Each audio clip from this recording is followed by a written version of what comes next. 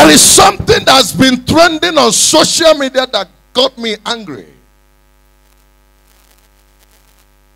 There is something I saw that I am no longer happy concerning Lagos State government. I saw some trending videos where some people's cars were auctioned, sold.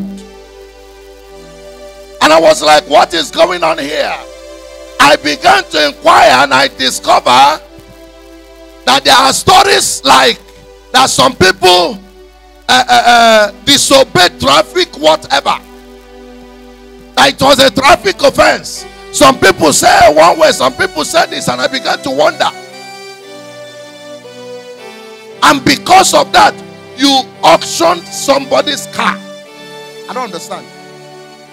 I don't get that. That is not a law. That is wickedness. I say it again, church, that is not what? A law. No wonder the Bible said if the foundation is broken. When Bible talked about foundation, it was talking about an evil law that were made.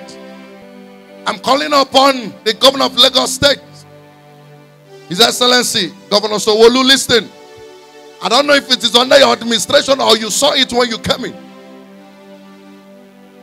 Better do whatever you need to do with the House of Assembly people. Let that law be reversed. What we are expecting you and expecting every other person with conscience to do is to put a fine. We are not asking you to scrap a law that anybody should leave it how. No, there should be a law and order, understandable, but it is not a law that will bring wickedness. It is a law that will be proven and constituted with conscience. Law should be something that, for instance, let's say that we have a fine of 20,000, a fine of 25,000, a fine of 15,000. If somebody who is doing Uber disobeys the traffic light and the task force by any means caught you and they take you and you see yourself paying 20 or 25,000, trust me, the next time, if 20 or 25,000 was what you made the whole day as your gain after buying fuel and so many things, the next day you will have patience in that traffic that will last less than 2 minutes for you to go in that traffic light. Lagos State is very rich that the government can put camera in all the traffic lights across Lagos State. Can't we follow the footsteps of what is happening in the Western world? Nobody will bother you. Once you pass, the camera will capture you with your plate number. They know who else it. They email you the ticket. If it doesn't work, you'll be taken to court. You must pay or your license will be seized. I was watching a young man, I think it was either Vanguard or Guardian, I don't know which of the newspapers that was showing the video. Both of them, okay. We are showing it. And they gave the guy this small mini bus, high purchase 1.8 million. They say, the guy said they arrested me either in Sele or somewhere. And at the end of the day, I don't think it was even on a traffic light. Maybe they said where he parked was not okay. I don't really understand what the task force is doing. And at the end of the day, they took the guy, sent him to prison. He came out of the prison. They auctioned his car. And the guy was bidding. The mother was crying. The person that gave him high purchase is on their neck. They don't know what to do. Is that not wickedness? What kind of stupid, foolish, barbaric, occultic law is that? This is making me very much angry. Put a fine. Do you know even the task force are the most wicked entities I've seen? There was a day I was driving myself. Not with any driver or anything. I was driving myself. And I was driving towards Ejibo. An NPC. That an NPC junction, there is a traffic light there. You know that traffic light misbehaves. Sometimes it won't work. Sometimes it will stop. Sometimes it will just be permanently on yellow. Or permanently on red. Or permanently, it can just turn anything. Then that day, I discovered the light. I think it was on green.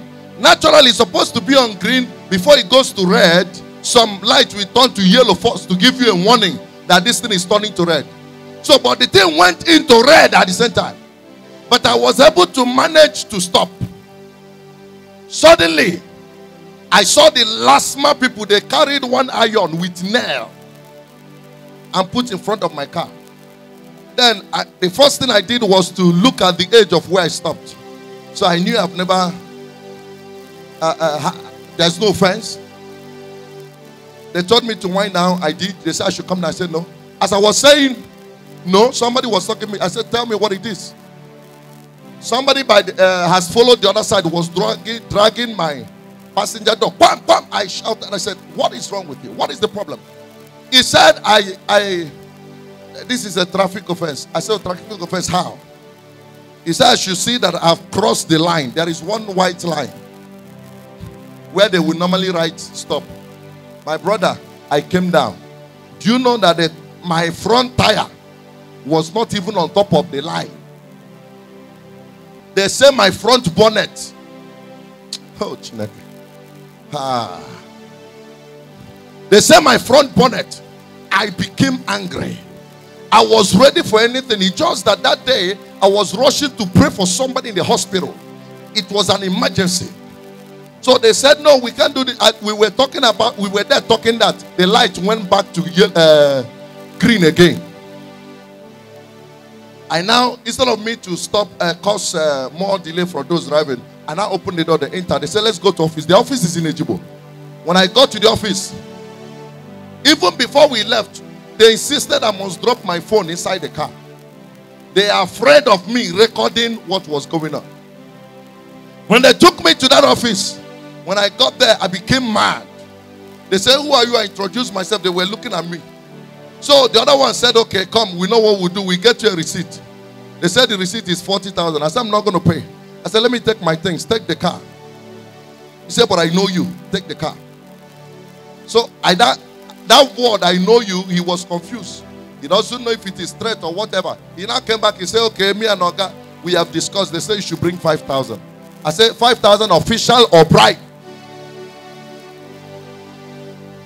So I now put my phone on record. I don't know how he noticed it. I picked 5,000. He said, okay, go and drop your phone in the car. Come and see me. That was how I went there, collected the 5,000 and said I should go.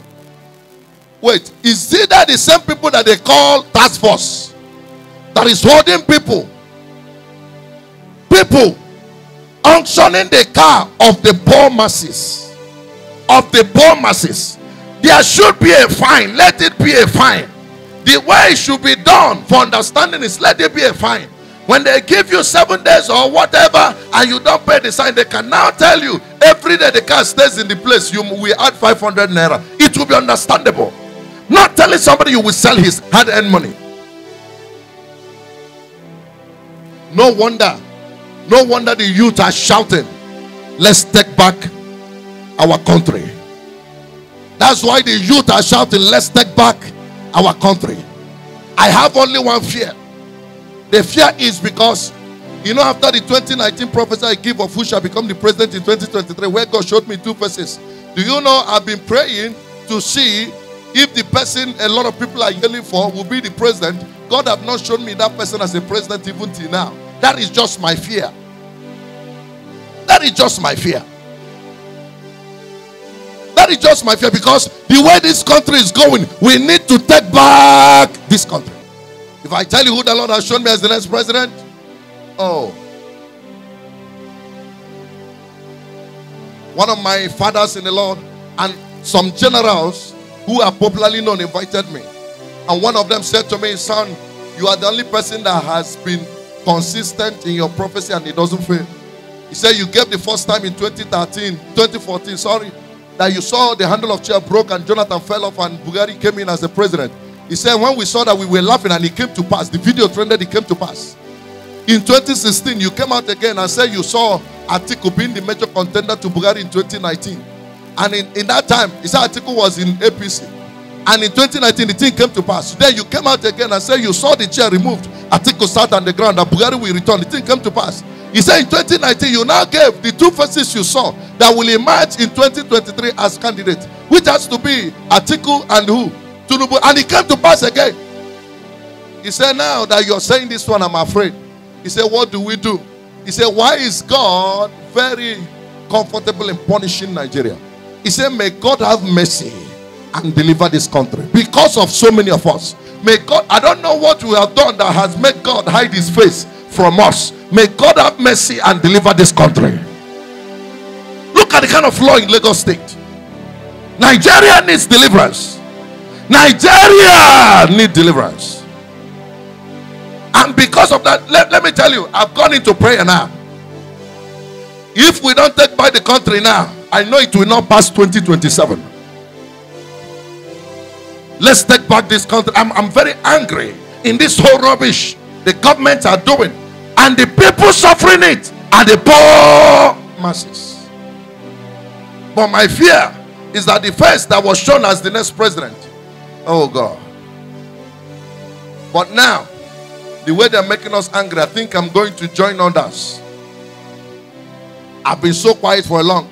It is my fathers that have been respecting. They say, prophet, it's better you go and tell that person one-on-one. Don't say it. Once you say it, a lot of us will just lose it in our mind, because we know you're the only person that has genuinely said, thus says the Lord, and it has never changed.